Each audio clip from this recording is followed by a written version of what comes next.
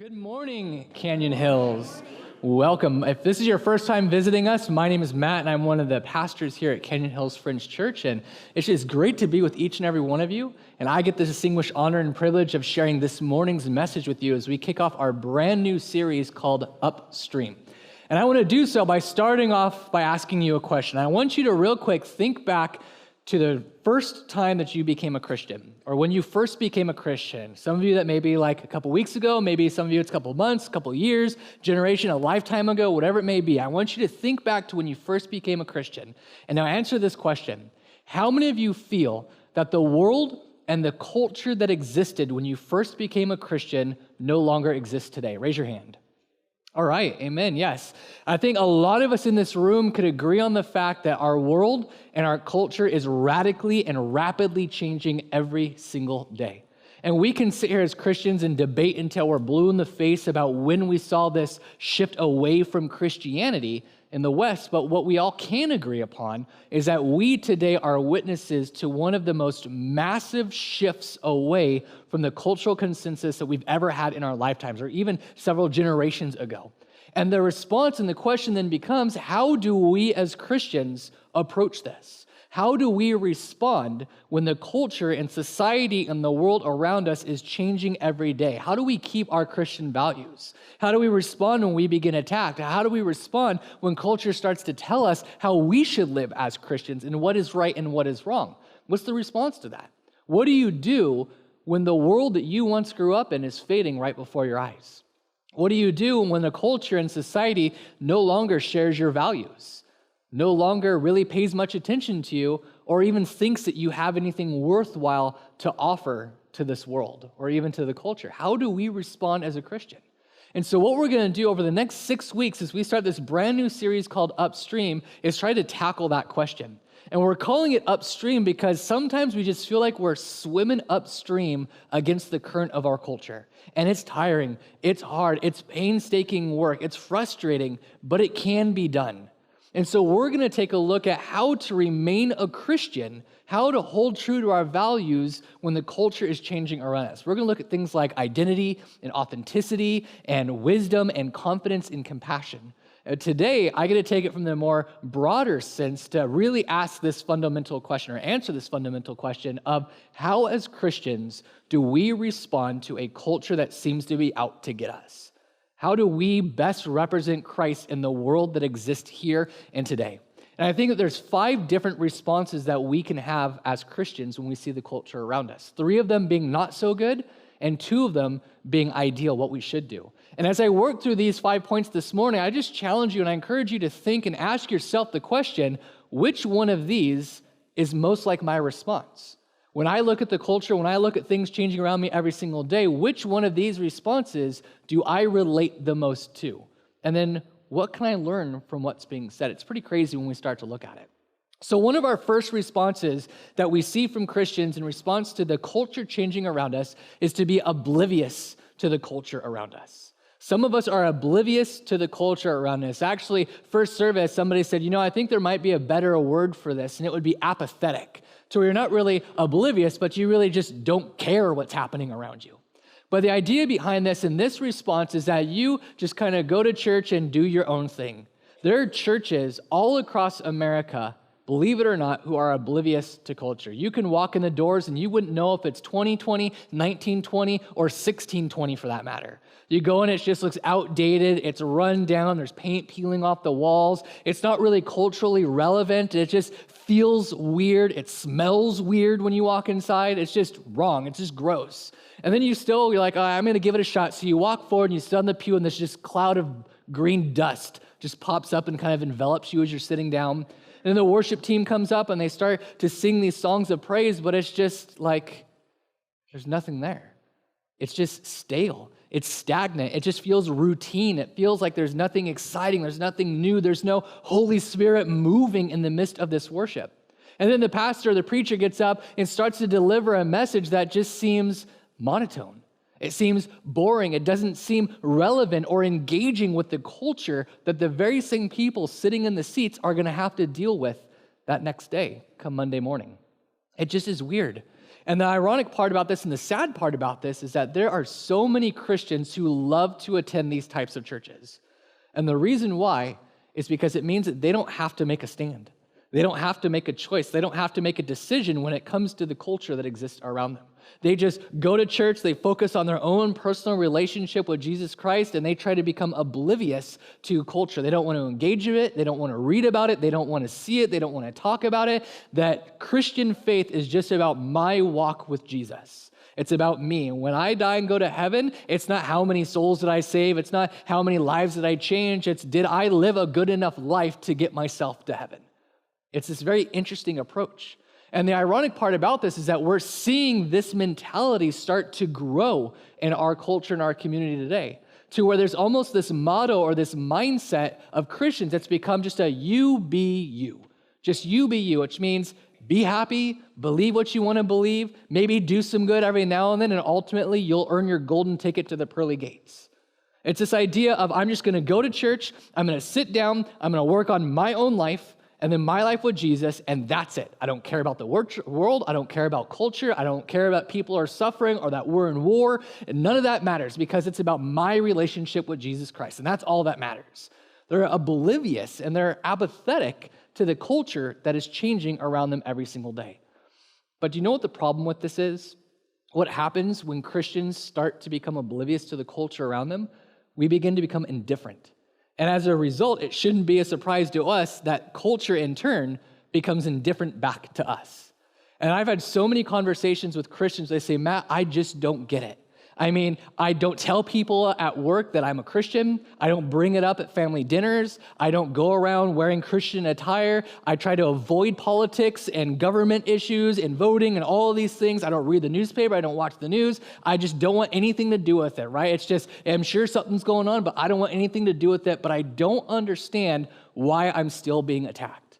Why I have people in my work who know that I'm a Christian come and badmouth me or make fun of me. Why there's people in my own family who hate me because they know that I'm a Christian. I don't understand. I'm not doing anything. I'm not engaging in any of this stuff, and yet I'm still being attacked by the culture around me. And it's at that point that I look at them and say, hey, you know what? The reality is this. Just because you're oblivious to the culture around you doesn't mean that it ceases to exist. That's not how it works. Culture is still going to be there, and it's going to do whatever it can to get your attention, to draw you in, to make you think, to question what you believe, because that's what our culture does. It's always seeking to find new ways or to prove based off of scientific fact or whatever it may be. And a lot of Christians, they don't like to deal with those things, so they just become oblivious and shut it down and don't want anything to do with it. But we can't have this approach.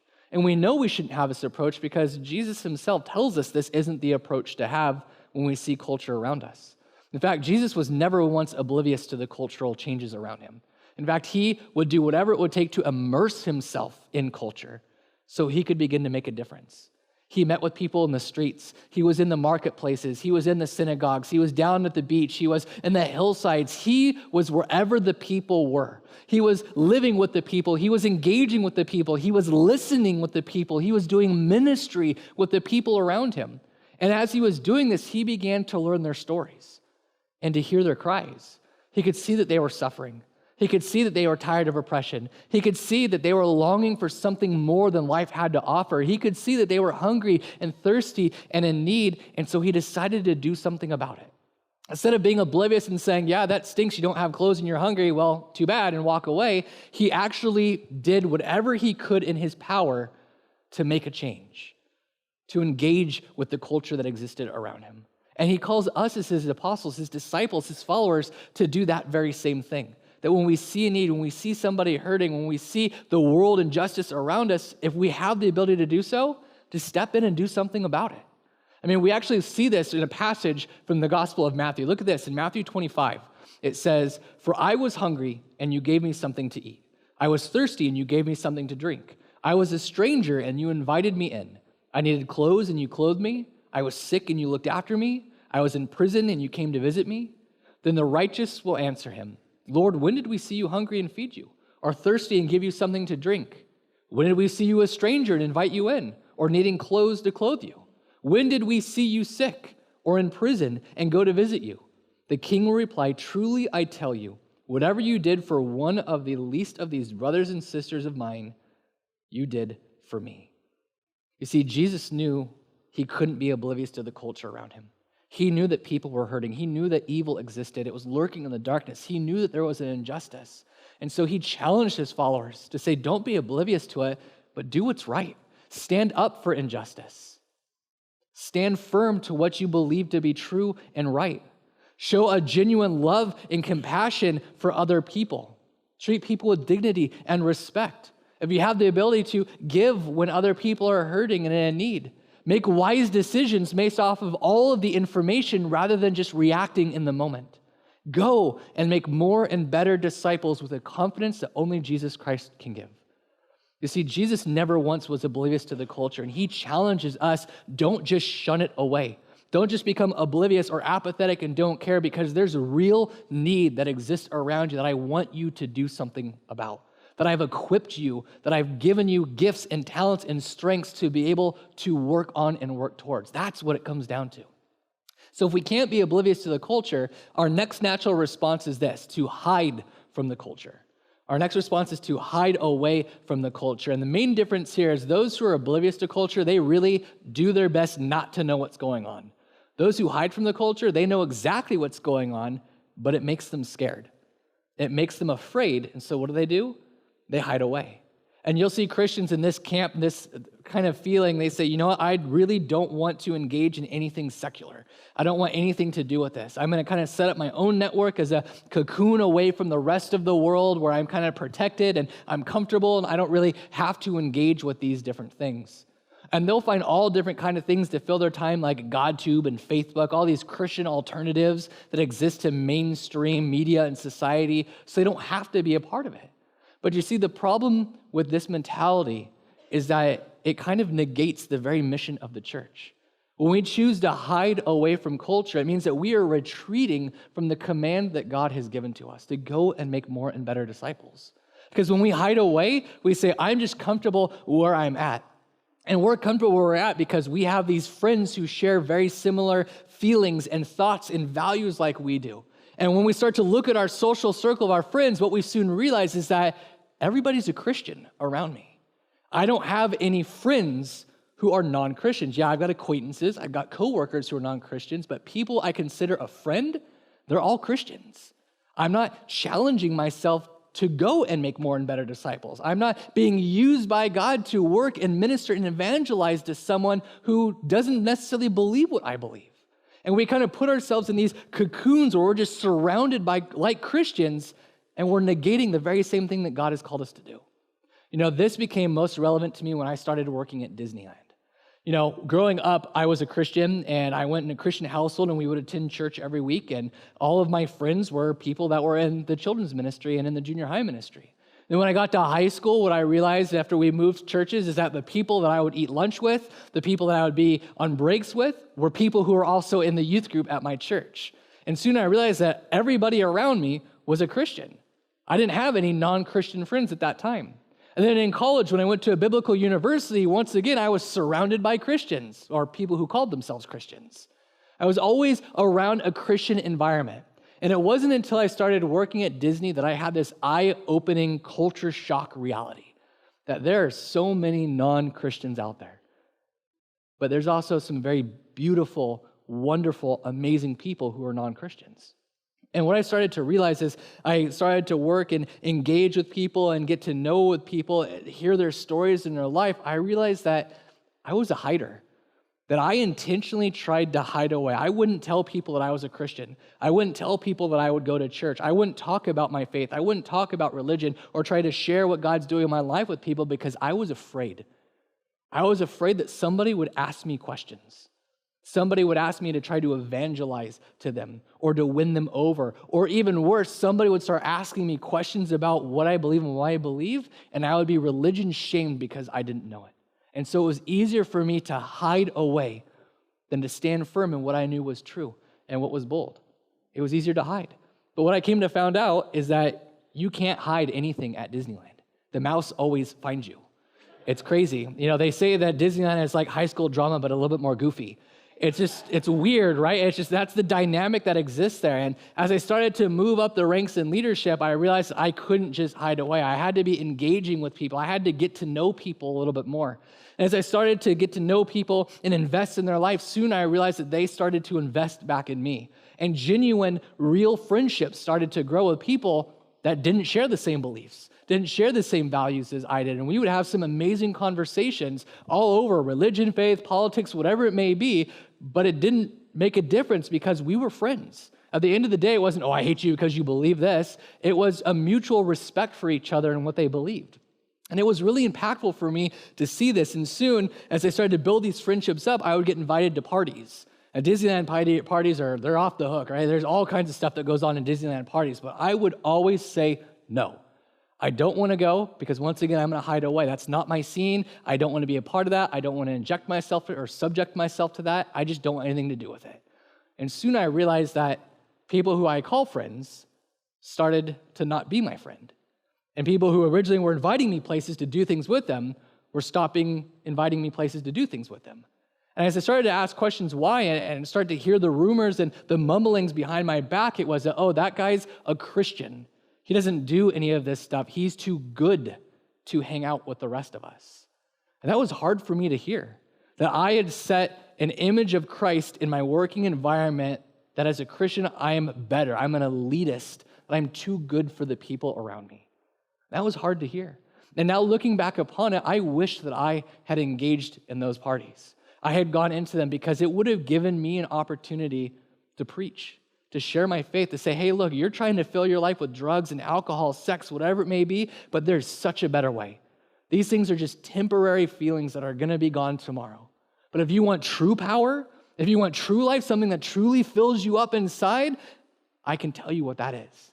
And I'd love to share with you about that. But I was a chicken, and I hid away, and I decided not to do it because it was easier for me not to say that I was a Christian than to stand by what I believe. And the sad point is this. I now have lost so many people that I would consider close friends due to drugs, alcohol, and stupid decisions that I met while working at Disney. People who have died that I will never get the opportunity to speak to again. People who I feel that God had called me to make a difference, to share my faith, to speak into their lives, to be a support, to be a reference that I was too afraid to step out and do because it would have made me uncomfortable. And now I'll never get the chance to do it. And so I encourage you, I plead with you, there are people in your workplaces, in your neighborhoods, even in your own families who are desperate to hear the word of God, who are searching for an alternative to life, something better, something greater, who are suffering, who are tired of oppression, who are hungry and thirsty and need that God is calling us to, that God has equipped you to speak to. Don't let it pass you by. Engage with them because tomorrow is not promised. And you have this one moment, this opportunity to be the Christian that God has called you to be. By the way, has any of you found me in this picture? Some of you have been probably searching the whole entire time, completely oblivious to everything that I just said. It's like, I'm still looking for him. If you haven't found me, I'm right here. Once again, hiding away in the crack of the rock, right? That makes my point so evident and clear. But you see, a lot of us, we can't really hide away. God has never called us to hide. In fact, Jesus had multiple opportunities to hide. In fact, there are times he should have hidden. The best example, I think, is when he was in the garden at the very last moments of his life, right? He knew that culture was coming for him.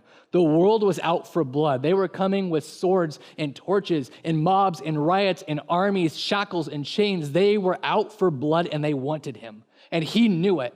He had the perfect opportunity to hide, to run away, to escape, but he chose to do something different. Look what it says in the Gospel of John.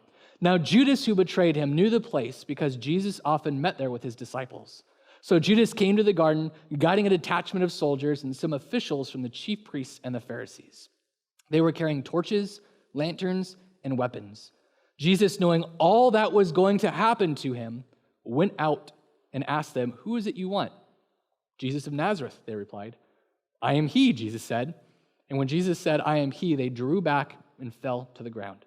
Again, he asked them, "Who is it you want?" "Jesus of Nazareth," they said. And Jesus answered, "I told you that I am he. If you are looking for me, let these men go." See, Jesus had the perfect opportunity to run and hide. He knew what was awaiting for him, and yet he still went with boldness and confidence and said, look, you're looking for me? I'm not ashamed of who I am. I'm going to be real. This is who I am. If you want me, I'm here. And that's the same thing he's calling us to do, that we cannot be ashamed of the fact that we are a Christian. This culture, this world is trying so hard to make us feel guilty, to make us feel bad that we are Christians. But God says, no, there is such a confidence that I'm instilling in you that you need to be bold. You need to be firm. You need to stand up for what's right and say, I am proud to be a Christian because I have a love. I have something in my life that far surpasses anything else this world could ever offer me, and I'm going to stop hiding. I'm going to make the most of this opportunity rather than retreating away and just perpetuating the stereotype of Christians. It's time that we be bold and step up rather than living this complacent Christian lifestyle that a lot of us are in, where it's just easier to hide away. So if you're not oblivious, if you don't want to hide away, the third thing that it usually escalates to is to slam the culture around you. Our third response is to slam the culture around you. And unfortunately, this response is becoming more prominent and more prevalent in the last couple generations and decades. Perhaps reaching its pinnacle, its point, when the United States Supreme Court legalized same-sex marriage. It was very difficult, and as a result of that, we've now seen Christians get up in arms, get on the defensive, and go on the attack against government, against political leaders, against neighbors and relatives and friends and coworkers based off of what they believe and where they stand.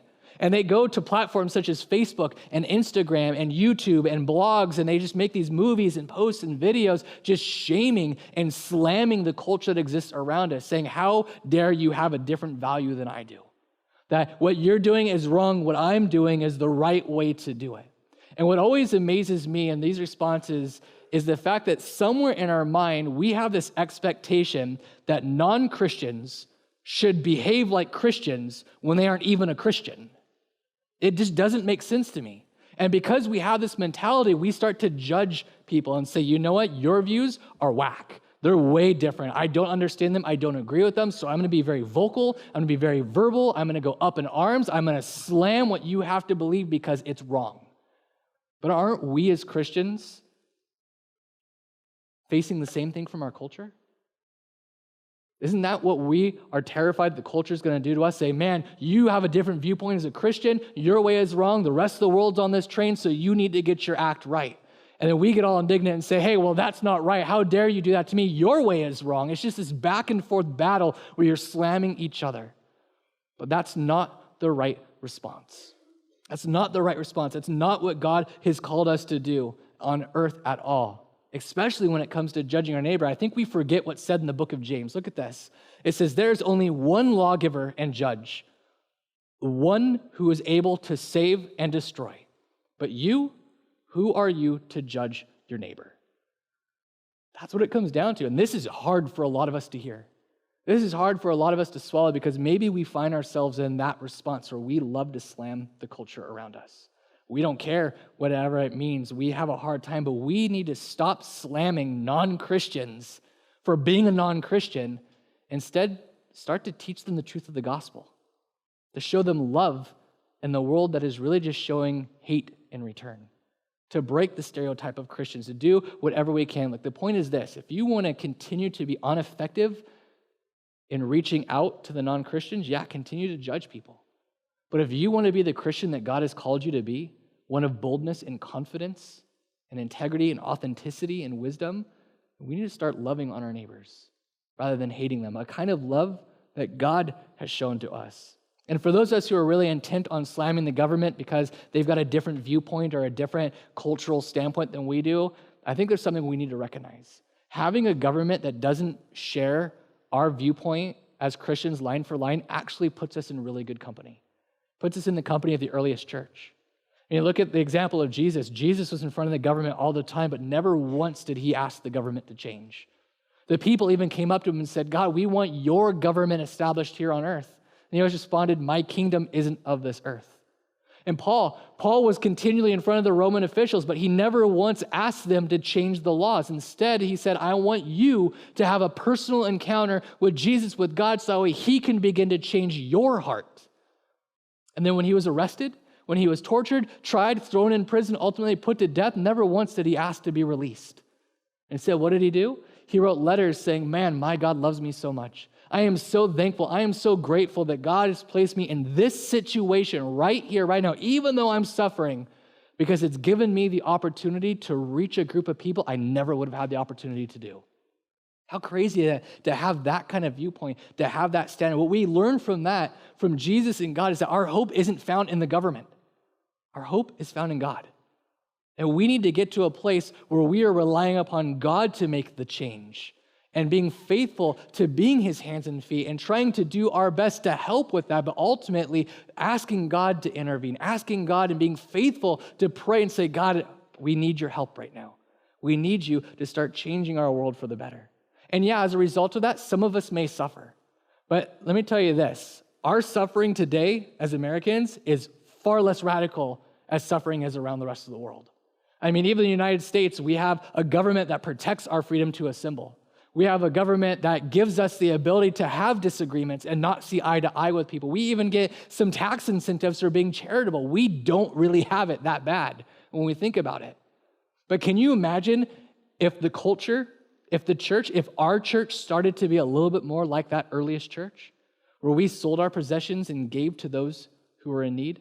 When we started to look at each other not with hatred and malice, but with dignity and respect and love, where we started to truly love our husbands and wives with a biblical type of love rather than what the world thinks and defines love is, that we would be willing to sacrifice our homes, our cars, our possessions, our families, our lives, because we're bold enough to say that we belong to something greater, that we belong to Jesus Christ. Can you imagine what the world would look like? How radically different this place would be? There would be a revolution like we haven't seen in years, 2 millennia. And the government would take notice and say, man, there is something different about this group of people, something we need to learn from this group of people. You see, we have the ability to come alongside of God and to pray and work and be his hands and feet, but we can't do it if we're oblivious. We can't do it if we're hiding away. We can't do it if we're always slamming the culture that exists around us. So what do? What is our response as Christians to a culture that's rapidly changing around us? Well, first point is this, to embrace the culture around us. To embrace the culture around us. And of all the responses we've talked about so far, this one is the most encouraging to me. And ironically, no pun intended, it's the one that I try to embrace in my own life. And yeah, there are going to be things in this culture that we disagree with, things that are upsetting, things that put us off. But does that mean that we stop loving people? No, it does not. Absolutely not. It's the furthest thing that we should be doing. And in an age when we're seeing the church and we're seeing Christians push people away because maybe they're different, maybe they think differently, they feel differently, maybe they're not like us, the missions field has become ripe for Christians to show a true type of love to their neighbor that they've never seen before. A type of love that Jesus has called us to. A type of love that far surpasses any hate and the stereotype that the world is trying so hard to show us in this life. And it's crazy when we think about this. Now, does this mean that we have to embrace everything that they believe or agree with where they stand on things? No, not at all. But I want you to think about this. The church in America right now is in a very unique position to offer one of the most amazing countercultural viewpoints on some of our culture's biggest key issues. Things like sexuality and family and drugs and finances and basic disciplines like self-centeredness, self-control, and forgiveness. What I mean by this is this: we live in a world that has this mentality that sex is anything that you want it to be. But Christianity steps in and says, look, sex isn't about the what, sex places value in the who. And if you have value in the who, it changes the what and the how.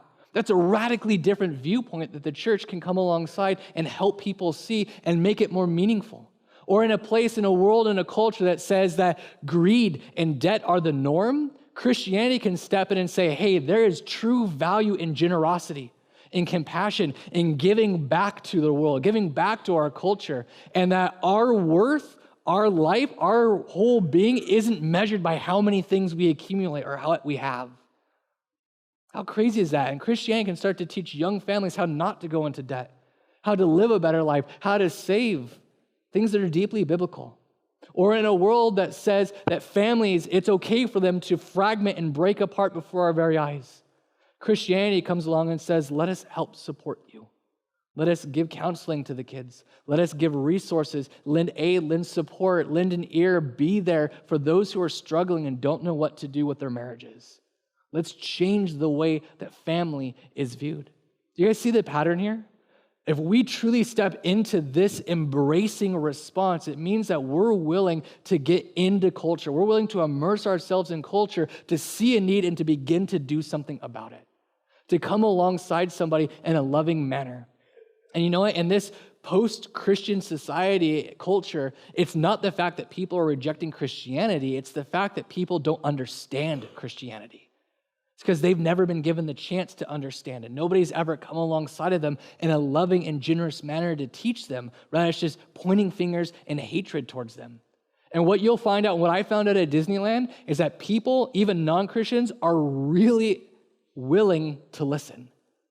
They're willing to hear that maybe there is an alternative. Maybe there is something better that exists out there, but they'll only listen if it comes from a viewpoint of love and not a viewpoint of condemnation and judgment. They want to know. Just like Jesus says, there's people who are longing for something more. The same thing is true in our culture today. They're longing for something more, and it's time for us as Christians to rise up with confidence and say, hey, let me point you to Jesus, because he can sustain. He can fill you up. He can give you everything that you need, and he can help you in your time of need. And how we do that, how we really do that is our last response, and that's to reach the culture around us. To reach the culture around us. See, the culture around us isn't the only culture. Our church is even a culture. And I have two different viewpoints on this. I think that as a culture, we can either be a barrier to society or we can be a bridge to society. And there's so many of us who have this mentality that, you know what, I'm going to have this barrier up, that culture is bad, that we're this exclusive group of Christians, and if you want to believe what we believe, if you want to know Jesus, then you've got to come into this building to understand him, to receive him, to do all of these things, to be saved by Jesus. But we miss out once again on the mission of Jesus to go, to make more and better disciples of Jesus, to be a bridge, to be an extension of his hands and feet, meaning go into the culture, go into your communities, go into your workplaces, and start to share the truth of the gospel with people. That instead of having them come here, to physically go and do what Jesus has called us to do. And what does that look like? That means that we start to understand culture. You see, the point is this, is that you will never truly begin to make a difference, make an impact, unless you understand the culture that exists around you. Unless you're willing to love the culture that exists around you. If you're so shut off to it, you're never going to reach the unreached people, the unchurched people. But if you are willing to maybe break that barrier down, to be a bridge, you're going to find people are open and people are longing for something deeper in this world. Something far greater than anything they could ever possibly experience. And they want to engage. They want to figure out how can we adapt culture into what we believe. And there's a couple easy ways to do that. First, I think about worship, right? Music is one of the largest still growing industries in the entire world. People love music. It speaks to their souls. They sing it in their cars. They're singing it at work when there's even no music playing. It's always running through their heads.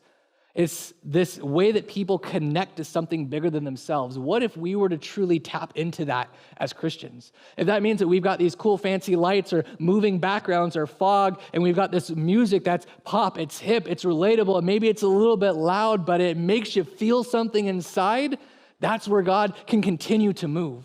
Because for some people, that's the only way that they'll experience Christ in their life. By something that can speak to them in a way that a pastor, a preacher, a friend, a family member never could.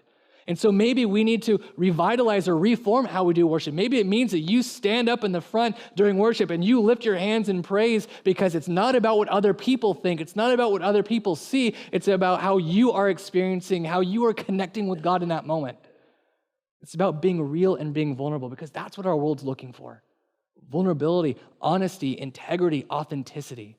Maybe that means that when people come into church, instead of having this 30-minute monotone sermon that's super boring and you're all just like, I want more coffee, maybe it's engaging. Maybe it's challenging. Maybe it's thought-provoking that encourages you that when you leave to think, man, maybe I am doing something wrong.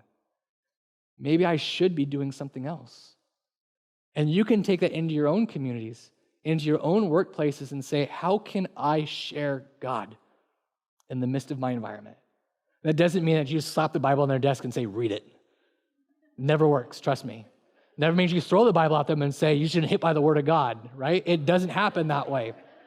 What it means is that you lovingly come alongside of people and you simply say, look, my life has found fulfillment in things that don't fade away. My life has found fulfillment in something greater than these temporary pleasures of the earth. And this is how Jesus has moved me. This is how Jesus has changed me. This is how Jesus has made me a better person. Never once was that convicting. Never once was that judgmental. And people will look at that and say, man, you know what? I have seen that change in your life. How do I get that? How can I tap into that? People want to know. People want to learn. And it's not about bashing them or slamming them or hiding away from them or objecting them or being, apathetic to them. It's about coming alongside of them. It's about reaching out to them and saying, look, I just want to share with you simply how I found joy. And I want that for you as well. See, folks, the point is this. It's not to change what we say. It's to change how we're saying it. It's not to change what we believe. Absolutely not. But it's really about how we express it and how we say it. It's about coming alongside in a real, genuine love towards people instead of this critical eye of hatred towards people. You see, the world is looking to us as Christians right now more than they ever have before, as things are rapidly changing, as our culture, our government, our politics, as the landscape of America is rapidly changing. They're looking to Christians saying, what are they going to do next? And what if instead of slamming culture and hiding away, avoiding it, that we rose up in love? That we truly started to make the difference that Jesus Christ has called us to make in this world, to be his hands and feet, to go and share the love of Jesus Christ, to teach the truth of Scripture, because so many people are willing to learn, but nobody's ever given them the opportunity. And so instead of bashing them and judging them and slamming them and shaming them for not being a Christian, why don't we help them understand how to become one? To see what we believe and why we believe it and how it's personally changed us for the better. So the question is, what response do you have? Because the world, the culture around you, in your workplaces, your homes, your neighborhoods, they're watching to see how you respond. They're watching to see how you react, and they'll say, that's what the Christians believe. What representation of Christ are you living out for other people to see? Would you pray with me? Father, this is a difficult message. Father, it's a convicting message as we are, as Christians, swimming upstream more so than we ever have before. Father, we're facing new challenges, new difficulties, new struggles every single day. But God, I pray that you would allow us not to hide away, not to run from it, not to be oblivious to it, not to slam it, Father, but to embrace it, to start to reach it and figure out, how can I show the love of God in this moment? How can I show the power of Jesus Christ? How can I show the life-changing transformation that can take place in what's going on right now? How can I be a better witness, a better Christian? How can I better be your hands and feet in a world that needs you more? Yeah, our culture is rapidly changing. Yeah, it's difficult, but we know that you have called us to something greater. That you've called us to remain firm to what we know is true, to be authentic, to have our true identity found in you and not in things of this world, to be confident in who you are that gives us a boldness to go and make more disciples, to be wise in how we speak and how we react and how we engage with other people, to be authentic with those that we meet rather than superficial, to be compassionate and to show love in a world that's so riddled with hate. God, I pray that you bolden us, that you challenge us, that you equip us just to be your hands and feet, to be a better representation of who you are, especially in how we respond to things in this world. We love you, Father. We pray this in your name.